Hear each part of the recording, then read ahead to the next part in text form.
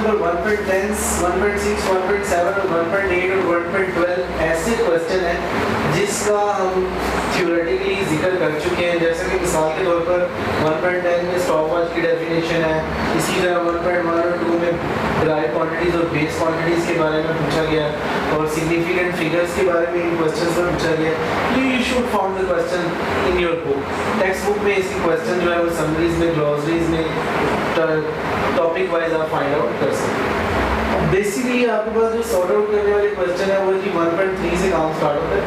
लिखा हुआ जी pick out the base unit from the following. अब आपके पास कुछ बेस यूनिट दिए गए जैसा कि kilogram, mole, ampere, metre and kelvin. आपको एक क्वेश्चन दिया होगा, उसके अंदर बहुत सारे यूनिट लिखे गए। उस क्वेश्चन में जो बेस यूनिट थे मैंने आपकी सहूलत के लिए इधर लिख दिए गए। उस क्वेश्चन के अंदर किलोग्राम जो था वो बेस यूनिट था, मोल भी था वो बेस यूनिट था, एम्पेयर भी बेस यूनिट था, मीटर भी और केल्विन। अब हम अगले क्वेश्चन 1.4 पर आ जाते हैं। Find the quantities involve in this question. पहली क्वांटिटी है स्पीड। बात करते हैं हम स्पीड में। स्पीड में कौन सी क्वांटिटी है उसके ऊपर बात करने जा रहे हैं। स्पीड का फार्मूला देखते हैं। स्पीड बराबर होता है डिस्टेंस ओवर टाइम, d/t। तो जो डिस्टेंस है वो लेंथ है और जो टाइम है ये दोनों ही जो है रिप्रेजेंट करती हैं बेस क्वांटिटीज। लेंथ भी बेस क्वांटिटी को रिप्रेजेंट करती है और टाइम भी रिप्रेजेंट करती है। इसका मतलब अगर मैं बात करूं स्पीड की तो उसके अंदर बेस क्वांटिटी पाई जाती है। So that's why base quantities are involve in speed.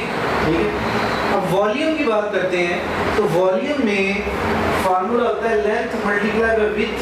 तो ये जो लेंथ और विड्थ जो है पैरामीटर जो है वो सारी की सारी वॉल्यूम फाइंड करने के अंदर इस्तेमाल होती हैं और बेसिकली बेस क्वांटिटीज को रिप्रेजेंट करती है लेंथ। तो इसका मतलब ये है कि वॉल्यूम जो है उसके अंदर बेस क्वांटिटीज कहीं ना कहीं शामिल है लेंथ की वजह से। अगली क्वांटिटी जो हमारे पास है जी वो फोर्स है। फोर्स मल्टीप्लाई होती है न्यूटन सेकंड लॉ, ma यानी मास multiply by acceleration, m multiply by a Newton second law से रिप्रेजेंट करते हैं। m से मुराद मास है और a से मुराद एक्सेलरेशन है।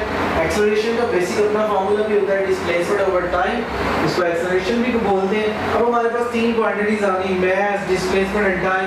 ये तीनों की तीनों जो है वो कहीं ना कहीं उनका ताल्लुक बेस क्वांटिटी से है। तो इसका मतलब ये है कि फोर्स के अंदर बेस क्वांटिटीज पाई जाती है यानी मास, लेंथ और टाइम की शक्ल। अब आखिरी जो हमारे पास है जी वो वर्क है। वर्क बराबर होता है force multiply by displacement, F multiply by D।